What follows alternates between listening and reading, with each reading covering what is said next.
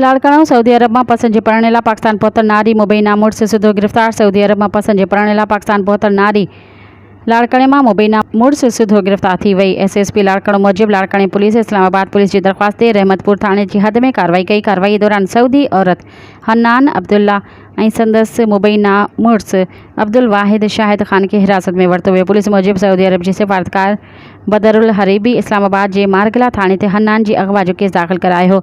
Islamabad police की दरख्वास्त ते असां साण से स्वीकार कयो। गिरफ्तार कयल जोड़ी की इस्लामाबाद पुलिस वठी वई। पुलिस मूजिब हिरासत में वरतल सऊदी नारी हन्नान ऐं अब्दुल वाहिद जो चवणु आहे त हुननि पसंद जी शादी कई आहे। नारी वटां 30,000 रियाल बि हथाया आहिनि। मज़ीद ख़बरनि ऐं तफ़सीलात लाइ विज़िट कयो असांजी वेबसाइट www.awamiNewsHD.com ऐं ॾिसंदा रहो अवामी न्यूज़ HD।